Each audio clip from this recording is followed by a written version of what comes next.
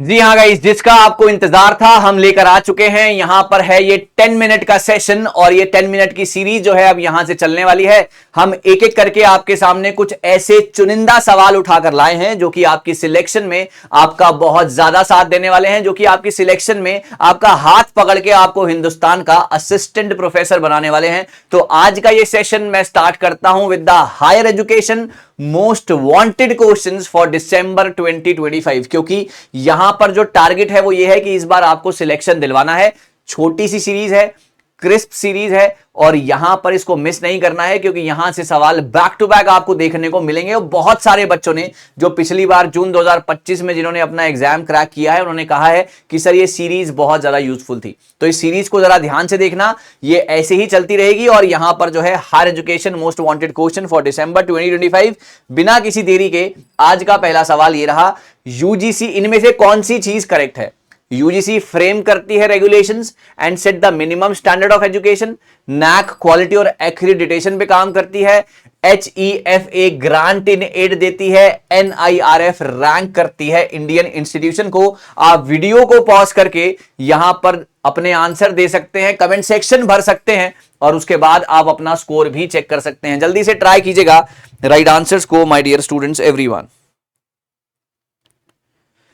जल्दी से ट्राई कीजिएगा राइट आंसर्स को my dear students everybody. Okay, क्या लग रहा है क्या हो सकता है आंसर गाइस? एवरीवन शाबाश।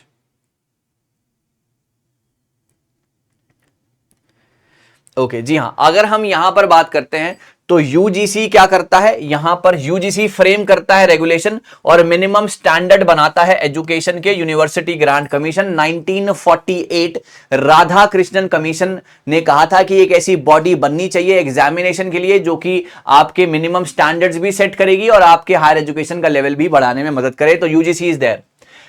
नेशनल एक्रीडिटेशन जो है आपका, नैक जो है काउंसिल क्वालिटी और एक्रीडिटेशन पर काम करता है। इसका मतलब यह है कि आपकी हायर एजुकेशन की क्वालिटी कैसी है और वो किस तरीके से जो है यहां पर वो आपको ग्रेडिंग प्रोवाइड करता है कि A+ है या A है या B है या B+ है। इसके ऊपर आपका नैक काम करता है।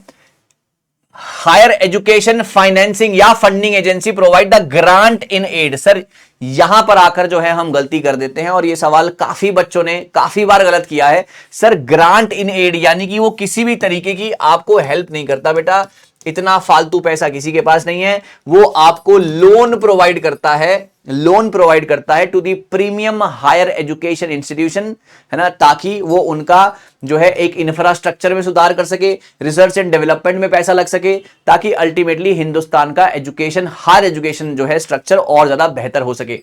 तो हायर एजुकेशन फाइनेंसिंग एजेंसी जो है बेटा, ये कभी भी आपको ग्रांट इन एड किसी भी तरीके की हेल्प नहीं करेगा, ये आपको लोन प्रोवाइड करेगा। तो ये स्टेटमेंट बिल्कुल गलत है। NIRF जो है रैंकिंग देती है। So the answer is A, B and D। Answer is C part. I hope आपको पहला सवाल अच्छे तरीके से समझ में आ गया होगा। चलिए आगे बढ़ते हैं। सवाल number next. The Meshelkar Committee recommended raising the level of regional engineering colleges to the following extent। बताएंगे सर राइट आंसर्स एवरीबॉडी, शाबाश।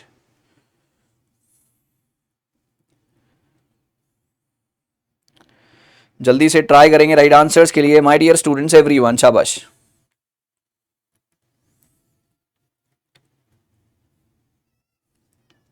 Okay, Meshelkar Committee recommended the raising the level of regional engineering college to the following extent। Sir जो मेशेलकर जो committee थी बेटा, ये आई थी साल 2006 में।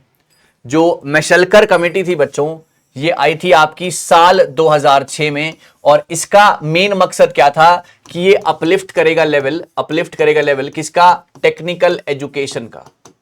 अपलिफ्ट करेगा लेवल किसका? टेक्निकल एजुकेशन का।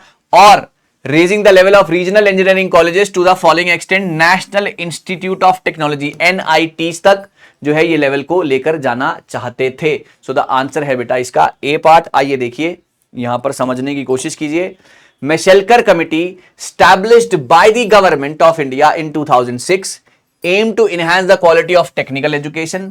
सबसे बड़ी मेजर रिकमेंडेशन ये थी कि उनका स्टेटस को बढ़ाइए, है ना, और इंजीनियरिंग कॉलेजेस को लेकर जाइए एनआईटीज के लेवल तक, ताकि हम हाई स्टैंडर्ड्स इंजीनियर्स जो है हमारे हिंदुस्तान में निकाल पाए, बना पाए, और ताकि उनको ज्यादा से ज्यादा फैसिलिटी मिले। So Mashelkar committee 2006 to uplift the level of technical education in the country. और टेक्निकल एजुकेशन मतलब एक क्रीमी इंजीनियर्स वो बनाना चाहते थे, ताकि हमारे हिंदुस्तान को और ज्यादा मतलब अच्छा लगे और हमारे हिंदुस्तान के लिए एक डेवलपमेंट हो, और एनआईटीज के लेवल तक जो है उसको लेकर जाना चाहते थे, नेशनल इंस्टीट्यूट ऑफ टेक्नोलॉजी तक। ध्यान रखना इस बात का, ठीक है। चलिए आगे बढ़ते हैं। सर ये एक बहुत ऐसा सवाल जो कि काफी बार एग्जाम में पूछा जाता है, और जो बच्चे नए हैं, जो फर्स्ट टाइम कर रहे हैं, फर्स्ट टाइमर्स के लिए ये सवाल है, उनको इसके बारे में नहीं पता है। The previous nomenclature of ministry of education was dash. Sir ministry of education को पहले किस नाम से जाना जाता था? और ये सवाल पे मेरे को लग रहा है कि सब बच्चों का सही होना चाहिए, लेकिन स्टिल कुछ बच्चे हैं जो कि गलत कर सकते हैं इस सवाल को।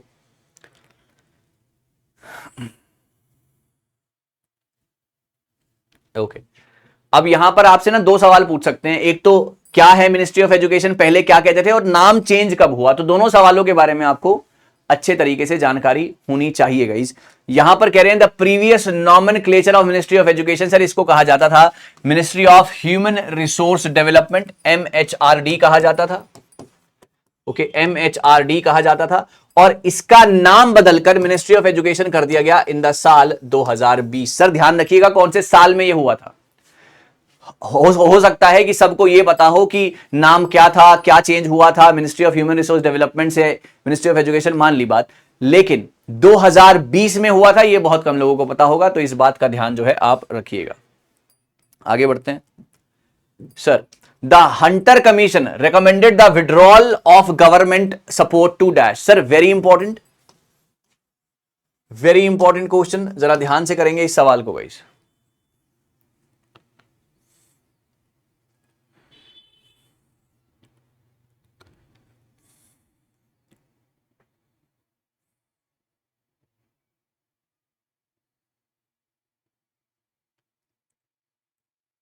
ओके गाइस शाबाश, आंसर सभी के आ रहे हैं सर।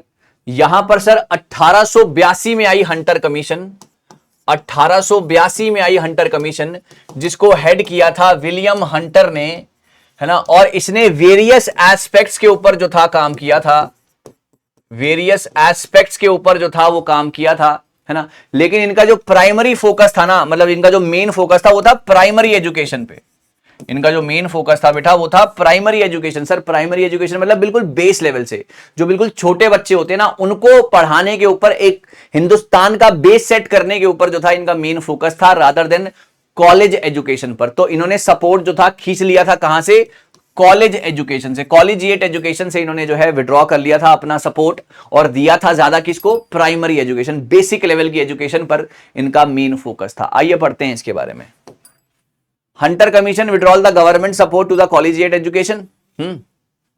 द कमीशन 1882 में आई थी, विलियम हंटर ने इसको किया था। ऑब्जेक्टिव था वेरियस एस्पेक्ट्स के ऊपर, बट स्पेशल अटेंशन इन्होंने दिया था प्राइमरी एजुकेशन के ऊपर। ध्यान रखिएगा। अब सवाल पेपर में ये आ जाए, अभी यहां पर है सपोर्ट कहां से खींचा? कॉलेज एजुकेशन से, लेकिन दिया किसको? क्योंकि इतना रट्टा मारते मारते अगर रट्टा मारोगे तो नहीं मजा आएगा ना। आपको ये पता होना चाहिए 1882 William Hunter, college cross, primary yes. अगर आप इसका नोट्स भी बनाएं कभी, तो आप ऐसे नोट्स बनाएं, Hunter commission, okay, Hunter commission notes कैसे बनाए? 1882, ठीक है ना, विलियम हंटर, मतलब आप और भी ऐड कर सकते हैं, मैं इस क्वेश्चन से रिलेटेड बता रहा हूं। विलियम हंटर, और यहां पर कॉलेज एजुकेशन क्रॉस, और यहां पर होना चाहिए प्राइमरी पे यस, प्राइमरी पे यस। ऐसा इस तरीके से नोट्स बनाएंगे तो बहुत ज्यादा फायदे में रहेंगे। चलिए आगे बढ़ते हैं। Sir which of the following was a pertinent observation of the Indian education commission 64-66? Okay 64-66 में आई कोठारी कमीशन, दौलत सिंह कोठारी, है ना, इंडियन एजुकेशन कमीशन जिसको कहा जाता है, उसके बारे में ये बात हो रही है। इनमें से किसके ऊपर जो था उन्होंने ऑब्जर्व किया था, क्या ऑब्जर्वेशन थी उनकी?